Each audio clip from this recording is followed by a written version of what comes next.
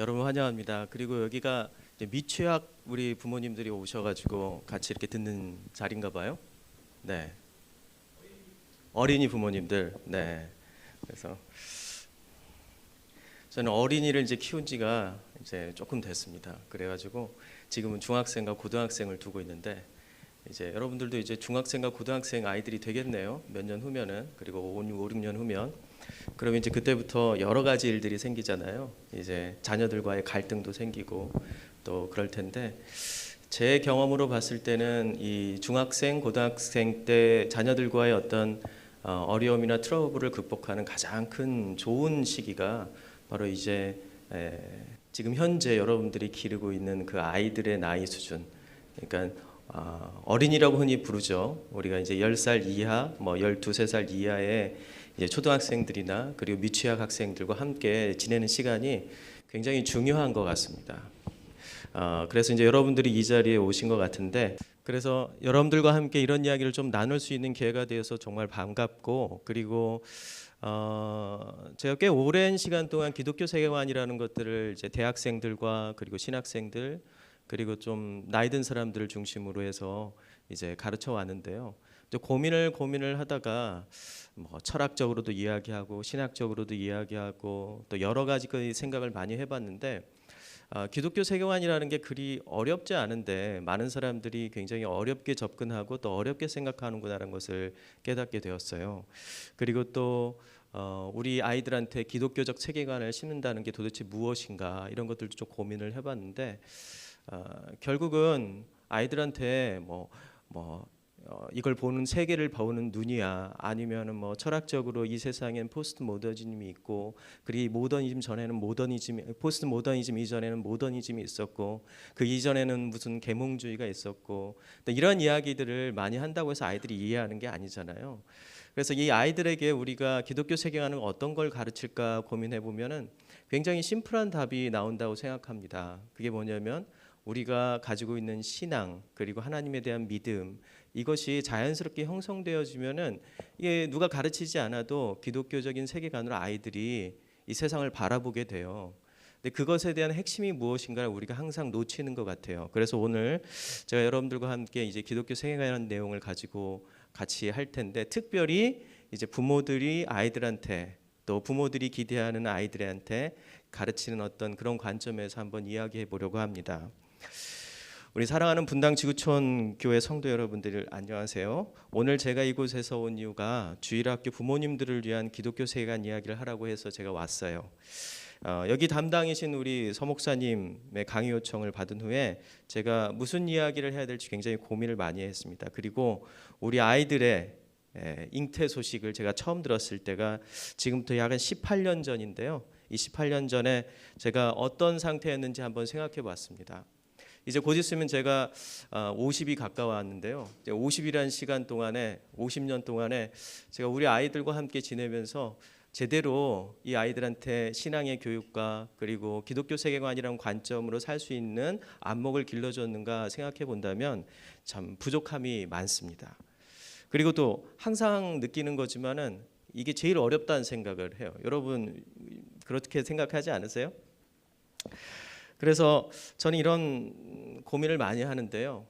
처음 제가 아이를 가졌을 때, 저희 아내가 이제 아이를 가졌다고 이야기를 했을 때 그때의 두려움, 이거 어떻게 해야 돼? 기쁘면서도 한편엔 두려움이 있었던 거죠.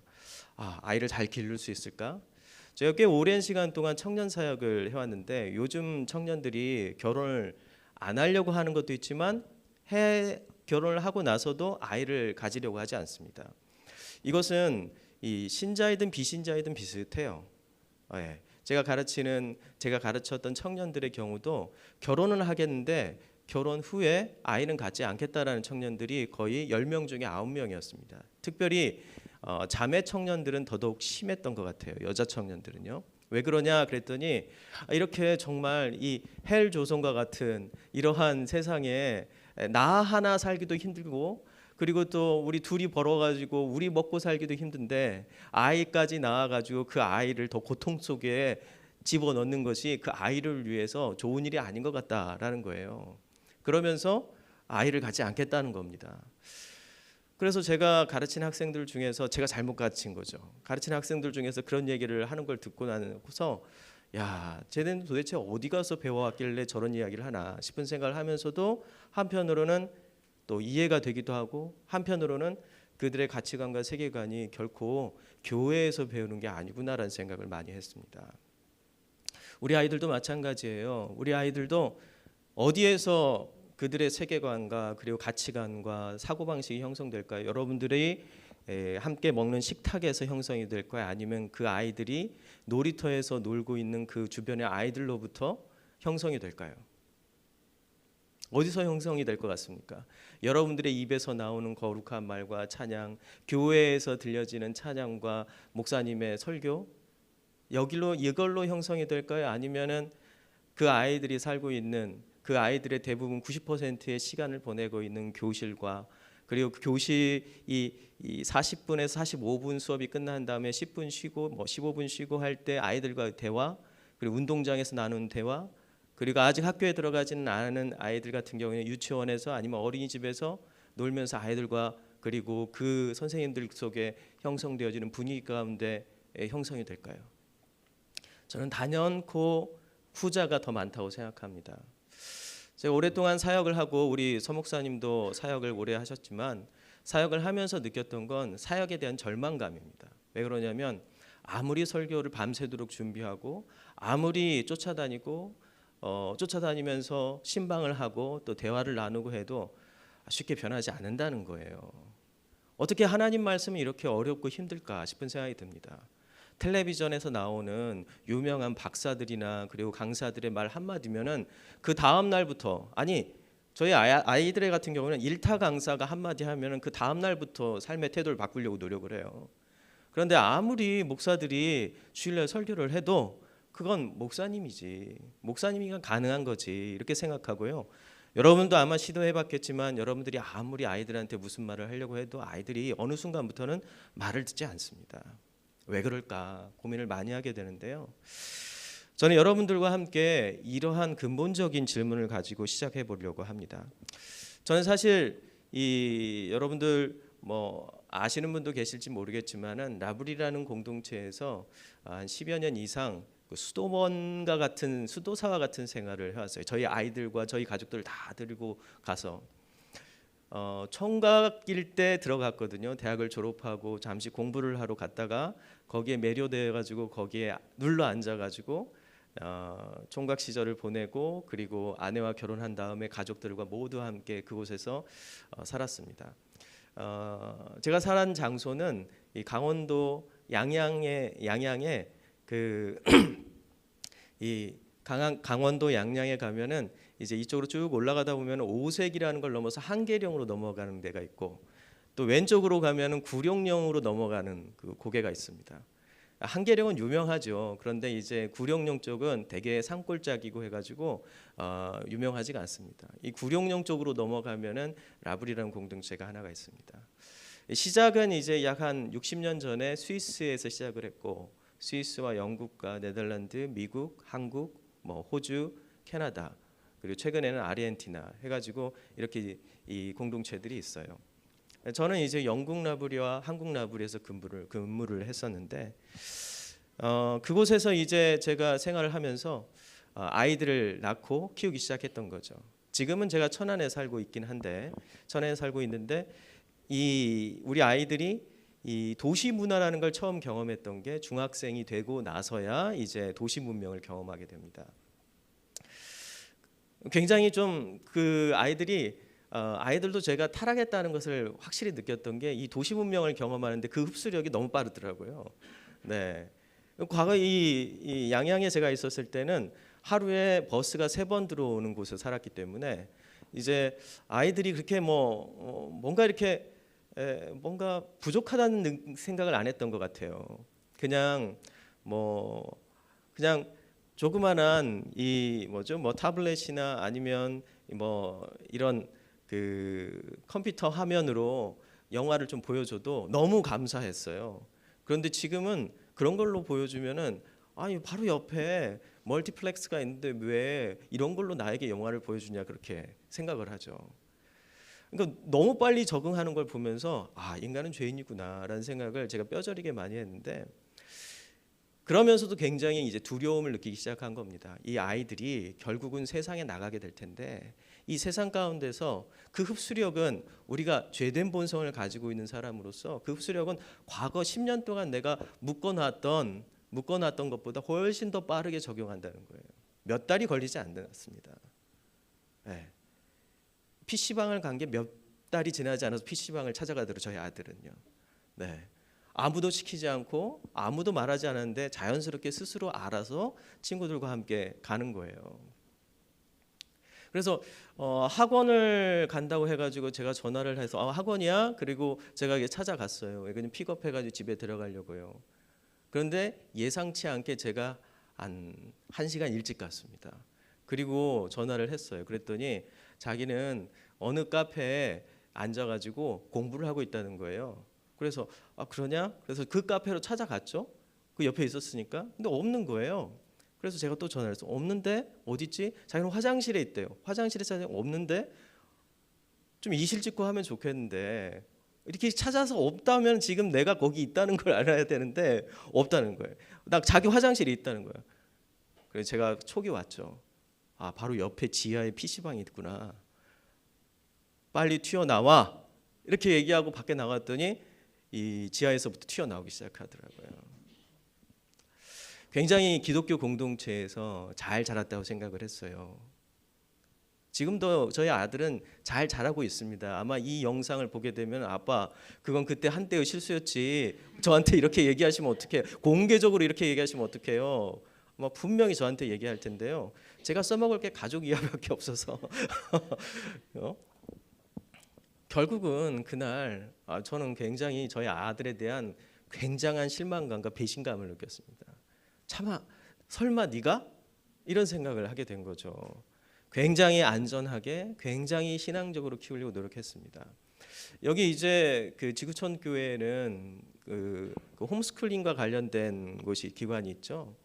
제가 이제 있었던 라블이라는 곳은 한국에 홈스쿨링을 거의 처음으로 도입하고 소개한 단체입니다. 이 샬롯 메이슨이라는 책을 처음 소개하고 이 교육 철학에 대해서 이제 이 홈스쿨링 교육 철학에서 기독교 교육 철학에 대해서 소개하고 저와 제 아내가 그거에 대해서 굉장히 공부를 많이 했어요.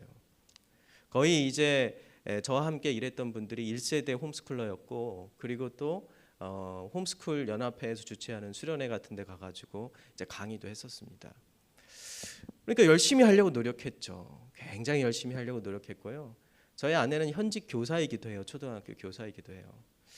그래서 굉장히 수고하고 노력했는데요. 번번이 우리 아이들을 기르면서 우리가 느꼈던 건 굉장한 자괴감과 실망감, 스스로에 대한 어떤 내가 목사인데, 내가 교사인데, 내가 이런 단체에서 홈스쿨을 처음으로 도입한 단체에서, 그리고 세계적으로도 이 샬롬 메이슨을 처음으로 도입한, 처음으로 발견해가지고 이것을 세상에 알린 브라운 셰퍼의 둘째 딸인 수잔 맥컬리를 아는 사람인데 어떻게 이럴 수 있을까, 이런 고민을 많이 합니다. 그러면서 여러 가지 실패의 경험을 하게 되는데요. 놀라운 건요, 제가 또 그 실패의 경험을 또 하게 생겼다는 거예요. 최근에 이제 2월 달에 저희 아내가 저를 찾아왔어요. 갑자기 찾아오면서 저를 막 때리기 시작하는 거예요. 왜 그러냐 그랬더니 아이가 생겼다는 거예요. 제가 58이고 저희 아내가 48이고 저희 아내가 47입니다. 놀라운 일이 생긴 거죠. 아마 여기 계신 여자 성도님들은 저 남자 뭐야? 이렇게 생각할지 모르겠는데 전혀 그럴 의도가 없었습니다. 전혀 그럴 의도가 없었고, 그리고 하나님께서 이렇게 주실 줄 저도 놀랐습니다.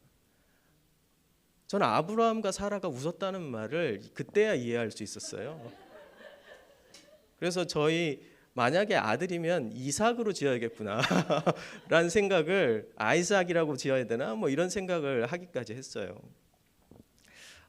또 시작인가 뭐 이런 생각을 들면서 하나님께서 나에게 세컨 찬스를 주는구나라는 생각을 했습니다. 제가 예전에 이제 분당에서 잠시 전도사 생활을 한 적이 있었어요. 잠시 이제 신학을 공부하러 나와가지고 시골에서 나와서요.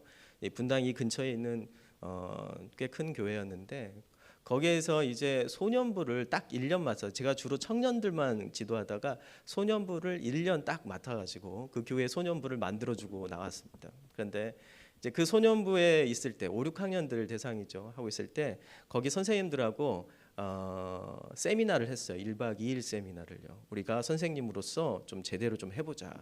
그러면서 이제 샬롯 메이슨의 아이들을 위한 교육, 지금은 라브리의 교육 철학, 뭐 이런 책으로 이제 번역되어 있는데요. 굉장히 좋은 책입니다. 여러분도 한번 읽어보시면 좋을 것 같아요. 이 책을 같이 읽었어요.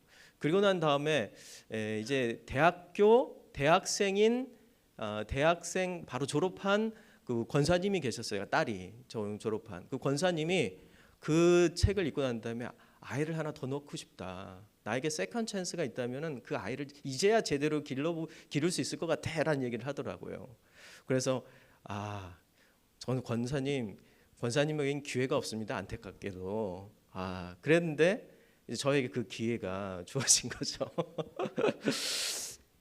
참 고민을 많이 하게 되더라고요. 이 아이는 도대체 어떻게 키워야 할까? 지금까지 저희 아이들은 참 하나님의 은혜로 공부를 잘하든 못하든 관계없이 하나님에 대한 바른 신앙을 갖게 됐습니다. 내 주변에 있는 신학교 교수님들, 그리고 주변에 있는 목사님들, 또 주변에 나는 신앙 좋다고 하는 분들이 많이 있는데 이분들의 가장 큰 고민은 공부를 잘하는 것도 아니고 그리고 키가 크는 것도 아니에요. 가장 큰 고민은 내 아이들이 신앙을 가졌으면 좋겠다. 하나님을 믿었으면 좋겠다라는 겁니다. 키 크는 거, 공부 잘하는 건 둘째치고 여러분들은 어떤 생각을 가지고 계세요? 신앙도 좋고 그리고 공부도 잘하고 키도 크고 외모도 월등해지면 참 좋겠다라는 생각 다들 하실 겁니다. 이왕이면 다 홍침하니까 다 갖춘다면 더 이상 말할 게 없죠. 저도 그랬으면 좋겠습니다. 다행히 저희 아들은 신앙이 좋습니다. 그런데 키가 작아요. 그래서 하나님께 감사하는데 결핍이 있어야겠구나 하는 생각을 하거든요. 제가 이런 이야기를 하는 이유는요. 제 가정사 중에 일부를 밝히는 이유는 제가 아이를 처음 이 셋째를 가졌다고 들었을 때 느꼈던 그 당황함을 표현하고 싶어서 그렇습니다. 사실 제가 고민하는 이 처음 아이를 가졌을 때의 느낌은 사고였어요. 사고의 느낌이었어요. 액시던트죠. 이 사고라는 것을 제가 사고라는 것을 경험했을 때 느낌 어떻게 아시죠? 보통 여러분들이 사고를 어떤 식으로 강하게 인식하냐면 이제 운전면허를 따고 차를 사서 처음으로 사고가 났을 때, 그렇죠. 방금 저는 그 사고를 당하고 왔거든요. 저희 위층에 꼭대기에 올라가가지고 주차를 하다가 옆에 뒤에 어떤 나이 드신 장로님인지 누구신지 모르겠는데 일로 주차하라고 해가지고 주차를 하려고 했더니 갑자기 여기에 이 튀어나온 돌출 부위가 있었던 거예요. 주차를 하다가 이게 이 범퍼를 살짝 긁었어요. 사고가 난 거죠. 당황스럽더라고요. 그렇지만 당황스럽지 않게 이 정도쯤이야. 하나님께서 오늘 이 사고를 가르쳐 주시기 위해서 나에게 사고를 주시는구나 라는 생각을 하고 내려왔습니다. 진작 우리 목사님께서 7층에 이 주차 자리를 하나 마련해놨습니다라는 이 카톡 메시지를 제가 읽었다면 저 8층 꼭대기까지 안 올라갔을 텐데 이런 생각이 나중에 들더라고요. 그런데 제가 이 사고를 경험하면서 여러분들이 느끼는 그 당황함 그리고 어쩔 줄 모름, 이걸 어떻게 해야 될까 고민을 하죠. 그런데 이 사고가 정리되는 순간이 있어요. 그게 뭐냐면 사고가 사건이 될 때입니다.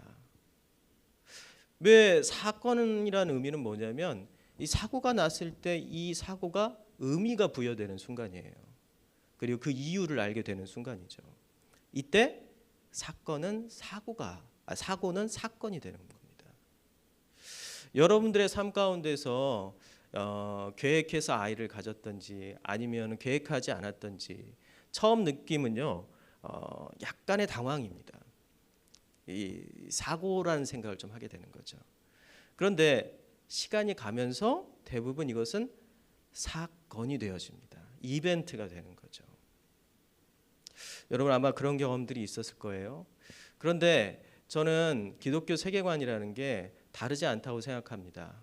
우리에게는 우리의 삶은 굉장히 많은 사고들의 연속이에요. 그런데 이 사고가 사고로 끝나지 않고 해프닝으로 끝나지 않고 우리에게 의미가 부여되어지고 그 의미를 알게 되고 그 의미 때문에 내가 다시 회개하기도 하고 기쁘기도 하고 무엇인가를 계획을 세우기도 하고 그리고 가치를 부여하기도 하죠. 이러한 이 일련의 과정, 사고가 사건이 되어지는 그 해석의 과정, 이것이 바로 어떤 면에서는 기독교 세계관이라고 볼 수 있습니다. 그런데 많은 사람들이 이런 식의 세계관적 활동을 합니다. 우리가 기독교인이 아니어도요. 많은 사람들은 교통사고가 나면 뭐라고 얘기하죠? 작은 교통사고가 나면 뭐라고 합니까? 액땜했다 그러죠. 거기다가 뭘 부여하는 거죠? 미신적 아니면 샤머니즘적 세계관을 부여함으로써 그것을 사고를 사건화 만드는 겁니다. 우리는 의미가 부여되지 않고 또 그것이 사건이 되지 않으면은 견딜 수가 없어요. 불안해서. 그래서 모든 사람들은 사고를 사건으로 만들려고 어떤 식으로든 프레임을 만들고요. 그 프레임 가운데에서 그것을 해석하려고 합니다. 그렇죠. 네. 의미를 부여하죠. 그래서 이게 의미가 부여되지 않았을 때 우리는 견딜 수 없어요. 기독교 세계관도요. 여러 이 세계관들 중에서 우리에게 의미를 부여하고 사고를 사건으로 만들게 하는 여러 프레임과 틀 중에 하나입니다. 그런데 이 기독교 세계관이 우리에게 특별히 의미 있는 이유는 이것이 그 어떠한 세계관들보다 우리의 삶을 가장 잘 설명해주고 우리의 삶을 가장 가치 있게 해주며 또 우리의 생각과 우리의 의도와 우리의 사적인 어떤 매니플레이션, 어떤 조작, 의도적인 조작이 되지 않고 스스로를 제대로 반추하고 회고하고 그리고 스스로를 생각하게 만들고 발전하게 만든다는 사실입니다. 우리가 기독교 세계관을 배우고 기독교 세계관대로 살려고 하는 이유는 이것을 통하여서 여러분들이 믿고 있는 신앙의 진리를 깨닫게 되는 거예요. 여러분 제가 한번 여기 띄워놓을까요? 그러한 이 모델이 되는 사람 한 명을 제가 여러분들에게 소개하려고 하는데요. 누구냐면 요셉입니다. 우리 함께 읽어볼까요? 하나님이 큰 구원으로 당신들의 생명을 보존하고 당신들의 후손을 세상에 두시려고 나를 당신들보다 먼저 보내셨나니 그런즉 나를 이리로 보낸 이는 당신들이 아니요 하나님이시니라. 이게 어디에 나와 있는 본문인지 잘 아실 겁니다.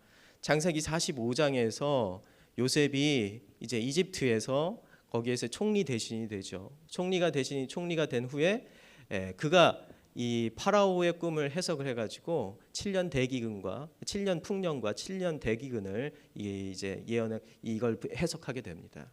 그리고 난 다음에 이제 7년 대기근이 오게 되는데요. 이때 이제 요셉의 형제들, 가족들이 모두 다 이제 가나안에서 이집트로 내려와서 무엇을 하려고 하죠?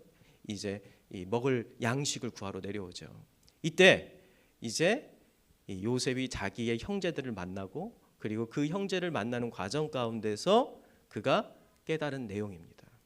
형제를 만나고 난 다음에 이것이 하나님께서 나에게 주신 꿈의 이유이구나라는 것을 깨닫게 됩니다. 그는 과거에 그 꿈에 대해서 충분히 이해하지 못했어요. 그때는 그 꿈은 무엇이었죠? 사고였습니다. 그 사고는 계속 연달아 일어났어요. 너무나도 요셉의 삶을 괴롭히는 이 꿈이었습니다. 그 꿈만 없었다라면 아마 요셉은 그렇게까지 고통스럽지 않았을 겁니다. 한번 볼까요?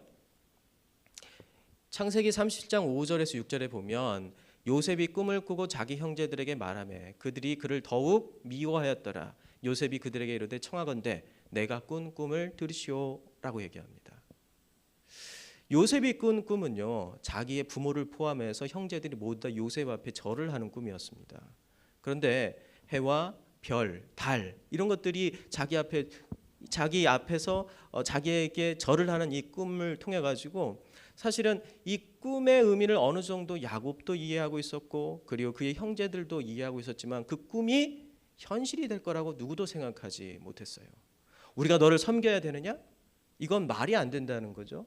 그렇기 때문에 요셉은 이 꿈을 받았음에도 불구하고 이 꿈은 여전히 왜 내가 이러한 위치에 올라가야 되나라는 스스로의 어떤 액시던트, 사고를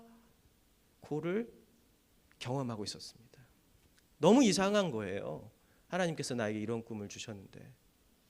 그래서 요셉은 뭐라고 얘기하죠? 요셉이 이제 이 본문을 두고 많은 사람들이 요셉이 너무 나대서 그런다 이런 얘기를 해요. 그런데 저는 그 해석은 완전히 틀린 해석이라고 생각해요. 요셉은 그렇게 나대는 사람이 아닙니다. 요셉은 매우 신중한 사람이었고요. 요셉은 그 꿈을 들었을 때 이 꿈을 이야기 안 할 수가 없었던 존재예요. 왜 그럴까요? 여러분들이 집에서 이제 아침에 일어나서 꿈을 하나 꿨어요. 한번 예를 들어볼게요. 꿈을 꿨는데 돼지가 나오고 돼지가 똥밭에서 굴르고 있어. 그러면 여러분들 이 꿈을 어떻게 생각합니까? 아, 돈을 벌 수 있겠구나 이렇게 생각하죠. 여러분 교회 다니는 거 맞죠? 네. 네, 저도 그런 꿈을 가끔 꿀 때가 있어요. 그때 되면 마음속으로 본능적으로 저의 죄성이 발동하면서 로또를 하나 사야 되나 싶은 생각이 들 때가 있습니다. 그렇지만 꾹 누르죠. 로또를 사면 나는 목사가 아니다. 이렇게 이렇게 생각하면서 꾹 눌러요. 로또를 사는 목사님들도 있다는 얘기를 듣긴 했지만은 그분들을 비난하는 건 아닙니다. 그런데 제가 예를 들어서 설명해 드린 것처럼 이러한 꿈들은요 말하면 돼요 안 돼요? 복이 날아간다고 해가지고 말하지 않죠. 이런 꿈은. 그래가지고 꼭 다물고 가가지고 로또에 가서 로또 복권 하나 삽니다. 사람들은 그런 식으로 살아가더라고요. 많은 분들이 매일 큐티하듯이 로또를 묵상하시는 분들을 많이 봤어요. 네, 이제 하루에 로또 3장 딱 묵상하시고 하루를 시작하시는 거죠. 이런 분들 많이 봤습니다. 그런데 여러분 이러한 꿈들은요 사실 그냥 꾹 참고 있으면 돼요. 할 수 있어요. 그리고 아무 일도 일어나지 않습니다. 나중에 그런 꿈들은요 대부분이 개꿈이에요. 그런데 하나님이 주신 꿈이라는 것은요 견딜 수 없는 거예요. 하나님께서 직접 여러분들에게 꿈을 주시고 그 꿈을 줬다는 것은요 그 꿈은 예언입니다. 실제로 그냥 우리가 잠시 낮잠을 자고 꾸는 그런 꿈이 아니에요. 그냥 잊어버리는 꿈이 아니에요. 너무나도 선명하게 딱 와서 박혀서 더 이상 말하지 않으면 견딜 수 없는 예언자들이 받는 꿈을 지금 요셉이 받은 거예요. 그러니까 요셉이 뭐라요? 내 말을 들으시오라고 얘기를 하는 겁니다. 내 말을 들으세요. 내 말 좀 들어주세요. 왜 그러냐면 이 꿈을 누군가가 해석해주고 누군가가 이것을 그 의미를 이 사고를 사건으로 만들어주길 지금 간절히 원하고 있었던 겁니다. 그런데 희한한 거는요 요셉이 꿈 해몽을 잘합니까 못합니까? 잘하죠. 요셉이 꿈 해몽을 잘하는데요 이 말도 안 했는데 막 꿈 해몽을 제대로 막 다 해줍니다. 예, 술 맡은 관원장, 떡 맡은 관원장, 그리고 또 파라오까지요, 왕까지 다 이렇게 다 해줘요. 아무도 해석하지 못하는 걸 다 해주는데요. 그런데 요셉은 끝까지 자기 꿈을 해석을 못했어요. 모든 일이 펼쳐진 후에야 비로소 자기 꿈을 이해하게 됩니다. 그렇죠. 희한한 거 아니에요? 하나님께서는 그 꿈을 숨겨놓으셨어요. 모든 꿈을 요셉이 해석할 수 있게 만들어줬는데 정작 자신의 꿈은 하나님께서 요셉 스스로 해석하지 못하도록 숨겨놓으셨다는 겁니다. 그래서 요셉은 계속 물어봅니다. 이런 꿈을 꿨는데 이게 무슨 의미일까요? 이건 무엇의 의미일까요? 그런데 끝까지 요셉은 그 꿈에 대한 해석을 듣지 못하고 결국 어떻게 되죠? 결국 형제들의 미움을 받아서 미디안 상인들에게 팔려서 그리고 애굽으로 가서 애굽에서 종 생활을 하고 종 생활 끝에 또 그 집 주인 여자한테 이 모함을 받아가지고 왕실 감옥에 갇히는 이 사형수의 신세가 되고 세상에서 가장 낮은 곳으로 가장 처절하고 그리고 가장 아무 소망이 없는, 꿈을 꿀 수 없는 장소로 떨어져 버린 겁니다. 그 꿈 때문에, 하나님이 주신 꿈 때문에. 여러분, 그런데 하나님께서 그 상황 가운데서 그 꿈의 의미를 그에게 설명해 주지 않습니다. 다른 사람들의 꿈을 다 설명해 주고 그리고 해석해 주고 있는데 요셉은, 그런데 꿈의 의미를 정작 자기의 꿈에 대해서는 알지 못해요. 요셉은 얼마나 답답했을까요? 그런데 이러한 상황 가운데 처하면 여러분들은 어떻게 반응할 것 같아요? 하나님을 원망할 것 같죠? 하나님 왜 그러나요? 왜 저에 대해서 이렇게 꽁꽁 싸매고 감춰두시나요? 이런 생각을 할 것 같잖아요. 그런데 요셉은 그렇게 생각하지 않았습니다. 다음 거 한번 볼까요? 여호와께서 요셉과 함께 하심으로 그가 형통한 자가 되어 그의 주인 애굽 사람의 집에 있으니 그의 주인이 여호와께서 그와 함께 하심을 보며 또 여호와께서 그의 범사에 형통하게 하심을 보았더라. 요셉은 본인의 꿈을 완벽하게 이해하지 못했지만 한 가지 사실을 알고 있었습니다. 이건 분명히 하나님께서 주신 꿈이고, 그리고 이 꿈과 하나님께서 함께 하신다라는 겁니다. 하나님께서 이 꿈과 함께 하신다는 거예요. 그래서 하나님께서 그와 함께 하신다는 사실을 의지했습니다. 이것은 무엇을 의미할까요? 내가 아직 내 꿈에 대해서 다 이해하지 못해도 하나님께서 함께 하신다면 그분이 해석자이잖아요. 내 꿈의 시작자이고 내 꿈의 원래의 의미를 알려줄 수 있는 유일한 해석자잖아요. 그 해석자와 함께 한다면 언젠가 내 꿈의 의미가 밝게 드러날 것이다. 이걸 붙잡았습니다. 요셉은 선택의 여지가 없어요. 왜요? 내 꿈의 의미와 내 꿈이 어떤 것인지, 이 사건으로 되어지는 이 과정 가운데서 이 사건이 무엇인지, 이 이벤트가 무엇인지를 알려면은요, 그의 힘으로는 알 수 없는 거예요. 그의 능력으로는 알 수 없는 거예요. 남의 꿈을 아무리 많이 해석해주고 그것에 대한 의미를 알려줄 수 있는 능력이 있다 할지라도 그에게 있어서 가장 큰 아킬레스이고 가장 큰 연약함은 내 꿈조차 이해할 수 없다는 겁니다. 나에게 일어난 이 사고를 왜 이것이 사건일 수밖에 없는지에 대해서 알 수 없다는 거예요. 그런데 이것을 알 수 있는 키를 가지고 있는 것은 단 한 분, 이 꿈을 나에게 주신 하나님이라는 거예요. 요셉은 끝까지 하나님을 붙잡았죠. 하나님과 함께 하는 일밖에 없습니다.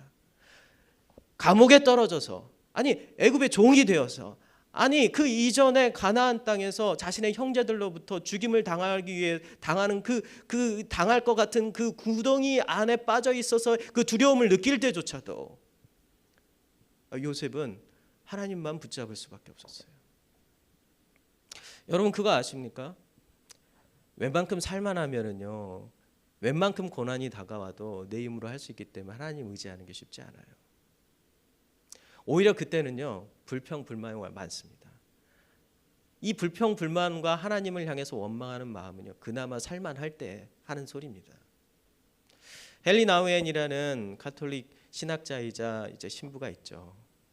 이 라르슈 공동체라는 그 공동체에서 중증 장애인들과 함께 지냈던 사람이고, 하버드에서 신학자로서 가르쳤고, 예일 대학교에서 신학자로서 수많은 사람들의 영성에 대해서 가르쳤던 사람입니다. 지금은 돌아가셨지만 이 헨리 나우엔이 남미에 있는 한 도시에 가서 거기에서 약 한 6개월 이상 지내면서 거기에 있는 이 절망 가운데 있는 사람들을 도운 경험을 가지고 쓴 책이 있습니다. 그 책의 이름이 제네시로 가는 일기라는 책이에요. 일기 형식으로 쓰여진 책인데요. 그 책의 내용에 보면은요, 이런 말이 있습니다. 자기는 하버드와 예일 대학에 있는 많은 사람들과 그 학생들과 그리고 중상류층에 있는 삶을 경험하고 있는 사람들을 많이 만나봤는데 그들은 한사코 하나님에 대한 원망으로 가득 차 있었다. 하나님이 선하시다면 왜 이 고통을 이런 식으로 내버려 두십니까?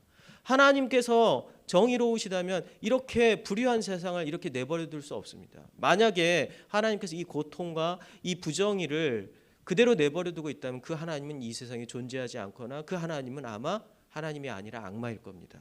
이런 식의 하나님을 향한 논리적이고 철학적이고 그리고 다양한 방식의 공격을 하고 또 불평과 불만과 의심을 쏟아놨죠.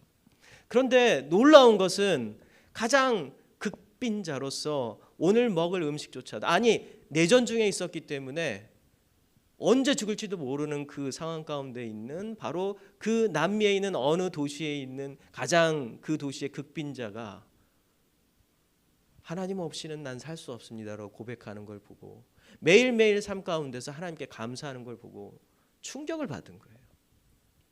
이들은 먹을 것도 없고 언제 죽을지도 모르는 그런 절망적인 상황인데 어떻게 하나님께 감사할 수 있어?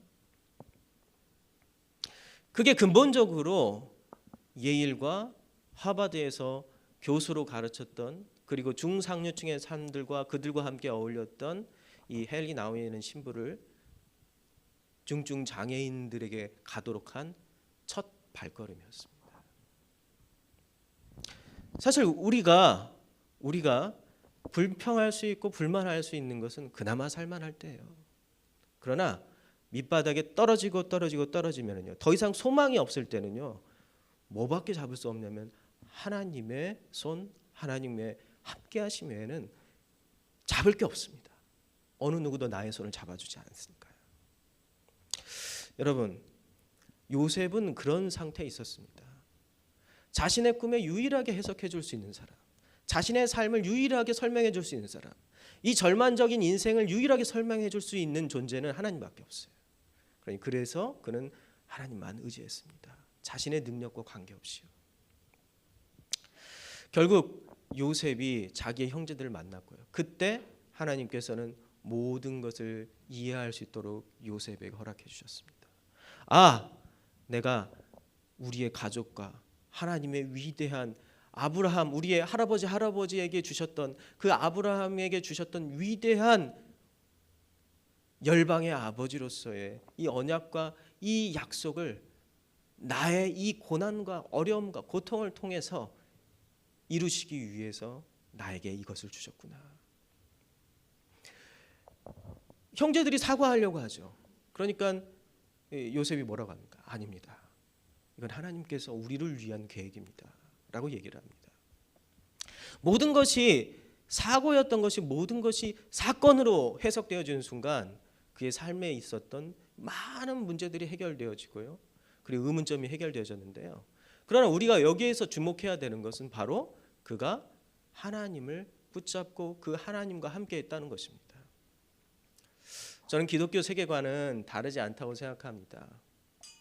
기독교 세계관은요, 사실 다른 게 아니라 하나님과 함께하는, 그리고 하나님을 끝까지 붙잡고자 하는 그것이 우리의 자녀들과 여러분들을 세상을 바라볼 수 있는 눈, 그리고 언젠가는 이 세상에 내가 일어났던 모든 이 사고들을 사건으로 하나로 뭉쳐져서 이걸 이해하게 하는 효과가 있다는 겁니다.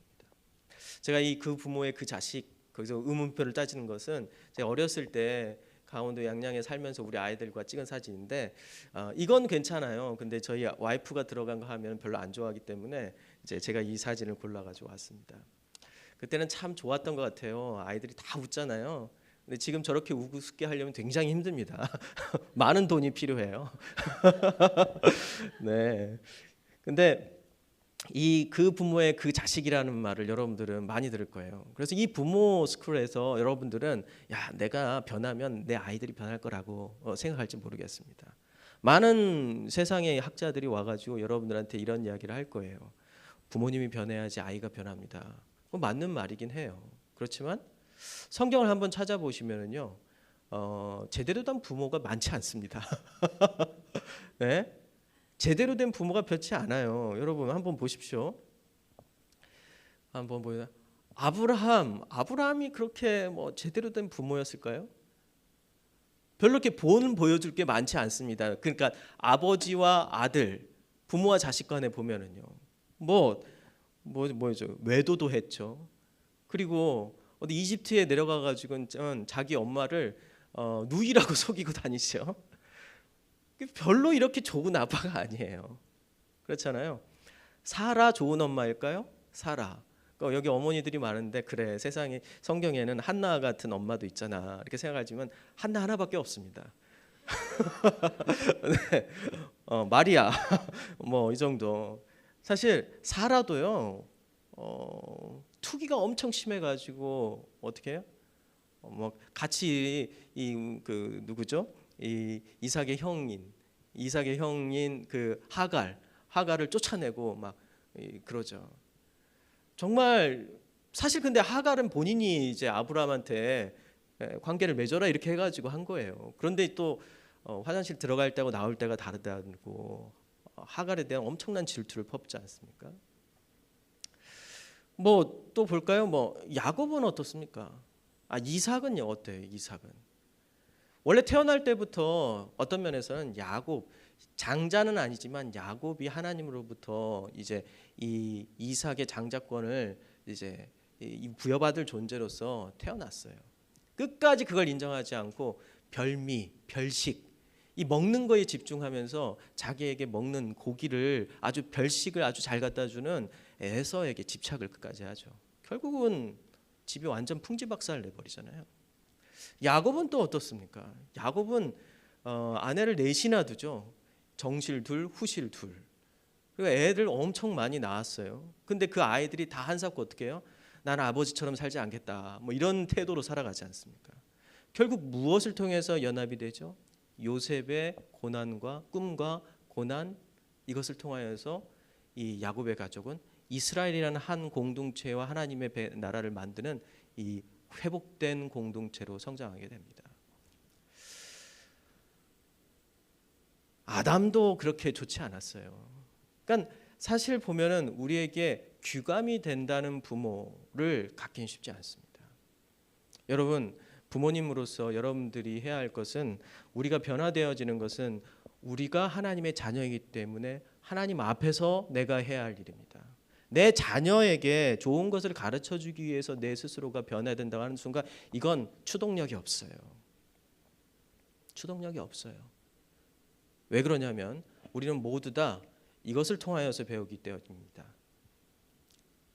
내어 던지고 얻은 자식. 이게 바로 모세이죠. 모세는 어떻게 되죠? 모세는 태어나기 전부터 죽음이 예고된 존재였습니다. 이스라엘 백성들이 약 400년 동안 애굽에서 포로 생활을 하고 그리고 숫자가 엄청 늘어나자 바로가 태어난 모든 남자아이를 죽이기로 결정을 하지 않습니까? 그럼에도 불구하고 모세는 태중에서 자라게 됩니다. 그리고 난 다음에 이 아이가 태어나고요.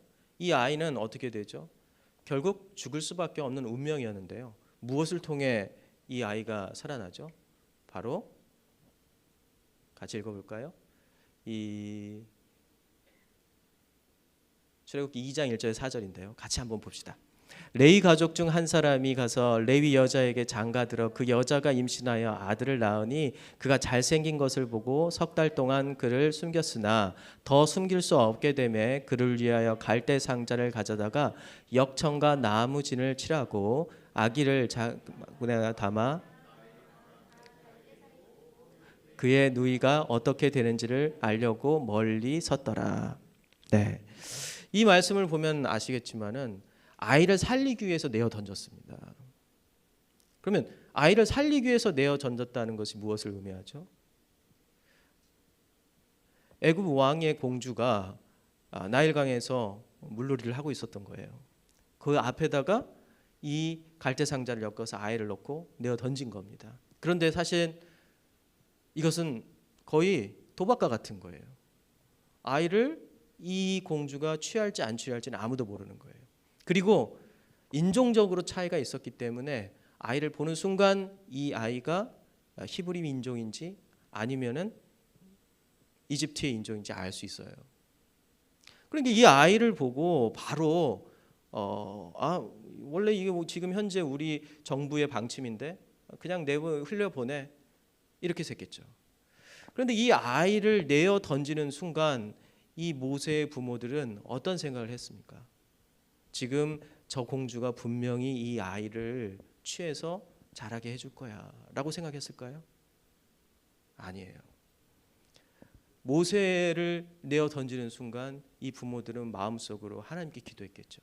하나님, 이 아이를 내어 던집니다. 하나님께서 책임져 주셔야죠. 사실 이 아이를 내 품에 안고 있으면요, 아이는 뺏겨서 죽습니다. 아이를 어쩔 수 없이 내어 던져야만 하는 상황이에요. 내어 던지고 하나님께 기도하고 하나님의 품 안으로 그걸 내어 던지는 거예요. 여기엔 두 가지 신앙이 있는데요. 하나는 뭐냐면 하나님께서 이 아이를 살려주시겠다. 그런데 살려주시겠다 해서 끝나는 게 아니에요. 혹시나 하나님께서 이 아이를 그대로 내버려 두셔서 강으로 흘려가게 할지라도 다시 살리시는, 다시 부활하게 하시는 하나님의 놀라운 기적과 은혜가 그 아이를 다시 살릴 것이다 라는 부활의 신앙이 없이는 결코 내어 던질 수 없는 겁니다.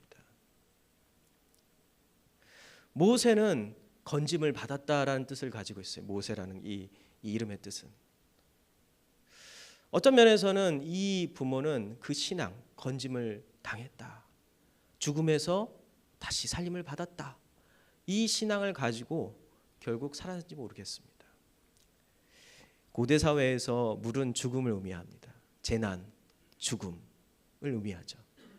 그 물에 아이를 내어 던진 거예요. 그런데 그 물에서 건짐을 받았다라는 이름을 모세가 가지고 있어요. 여러분, 우리 아이들이 하나님의 자녀로서 성경적인 세계관을 가지고 살기 위해서는요, 제가 지금 이 자리에서 수많은 철학적이고 세계관적인 논의들을 여러분들한테 알려드리면서 여러 정보들을 수집해 온 것들을 여러분들이 알려드렸어요. 뭐 미국의 연방 대법원의 낙태와 그리고 동성애와 관련된, 제가 가르치는 거잖아요. 이런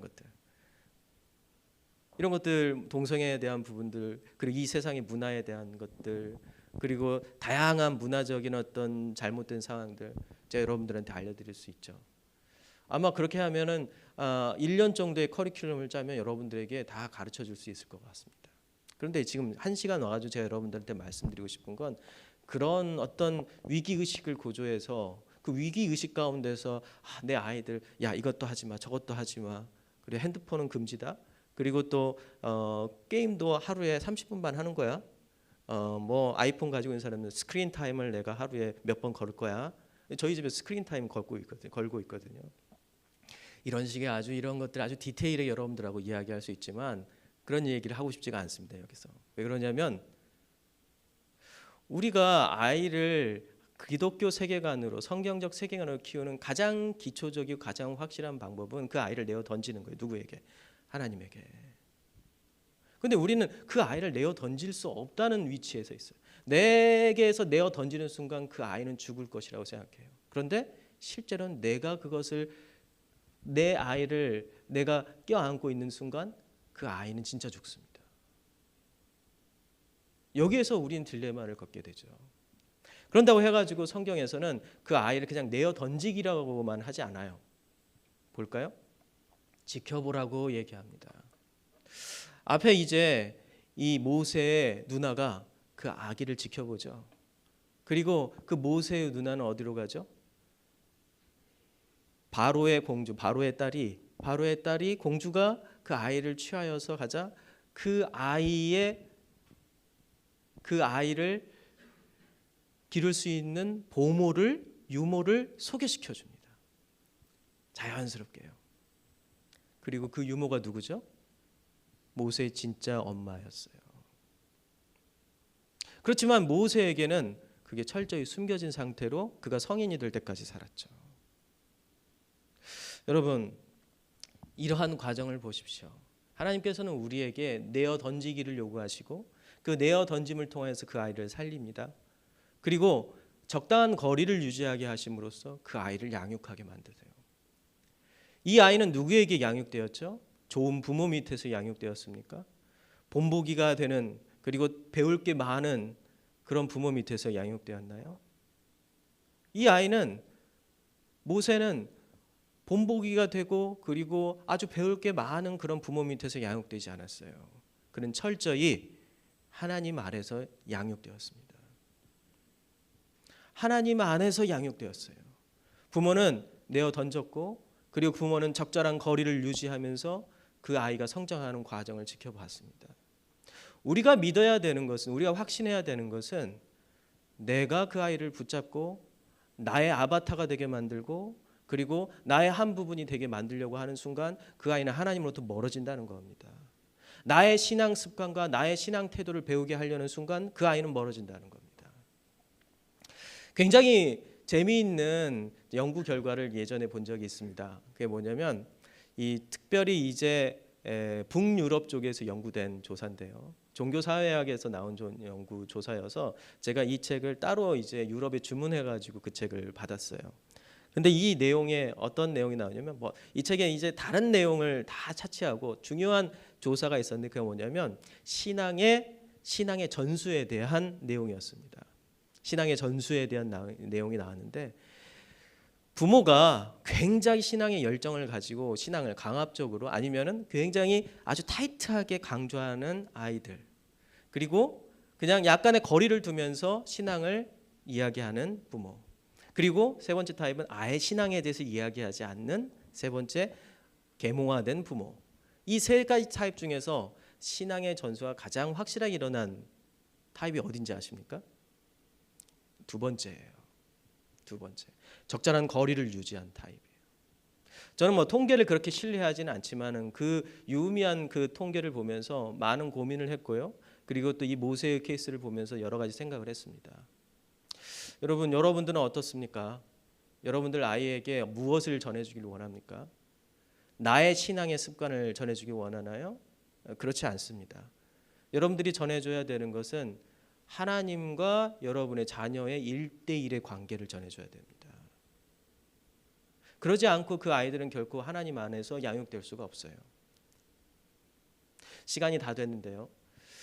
더 이야기할 수 있는 것들이 무궁무진하지만 여러분들하고 여기에서 마치고 싶은 게 있는데, 그럼 뭐냐면 바로 여러분들이 기독교 세계관을 여러분 아이들한테 형성되게 할 수 있는 가장 중요한 것은 그들이 하나님과 함께 살 수 있도록 하는 겁니다. 그러려면 뭐가 필요하죠? 요셉처럼 계속되는 퀘스천이 필요합니다.